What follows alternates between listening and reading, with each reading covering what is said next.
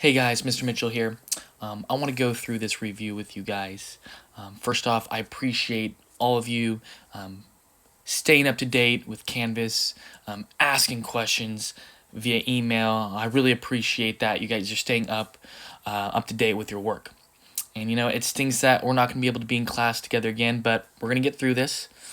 And if you ever have any questions about anything or concerns about anything, please do not hesitate to contact me. All right, so let's get started. Okay, so we got a couple number fours here. Classic Mr. Mitchell. These were the first questions on the diffusion. Let's go over the fountain pen one first because I got a lot of questions on this one. All right, so it says a fountain pen which has a total volume of 2.4 centimeters cubed is half full with ink. This is huge. At the surface where the pressure is 780 millimeters of mercury. Okay, then it is put in a pilot's pocket who flies to an altitude where the pressure is now 520 millimeters of mercury. Okay, does ink leak out of the pen? Back up your answer. All right. So remember, this unit is all about gas loss. Okay, this statement right here is half full with ink. That's what we're focused in on. If it's half full with ink, that means it's half. The other half is air. So that's what we need to focus in on.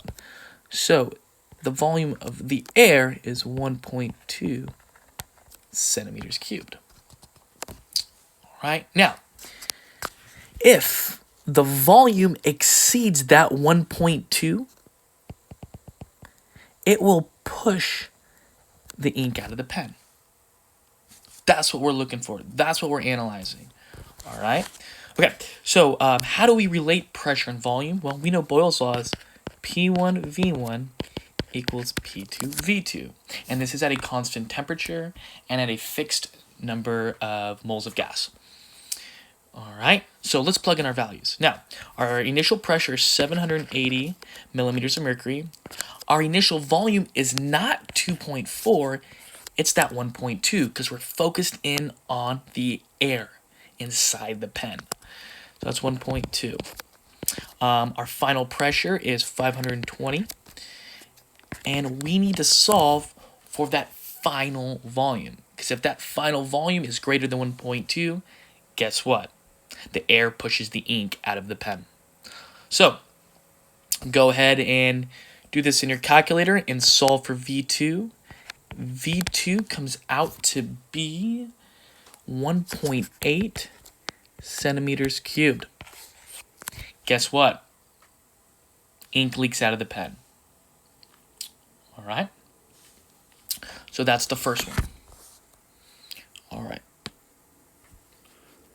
I'm going to get rid of this so I have a little bit more room right here. All right. Let's do this in a different color. Let's do this in blue. Okay, the next one. It says a student performs an experiment where he places HCl in one side of the tube and NH3 on the other side of the tube. Okay, these are obviously both gases. He notices a reaction occurs closer to the HCl side. Give a reason for the reaction not being in the middle. Okay, remember, this is all about diffusion. Okay, gases diffuse from an area of high concentration to an area of lower concentration. Also, heavier gas molecules diffuse slower than lighter gas molecules. Okay, that's what we need to focus in on. Okay, NH3. Molar mass of NH3. Anybody? 17 grams, right? Okay, then HCl. HCl is around what? We got 35 plus 1, around 36, 37. So I'm just going to put 37 grams. All right, so which one's heavier? HCl is heavier. So HCl, let's see. I don't know why it's not letting me draw on that. There we go. So HCl is actually going to diffuse slower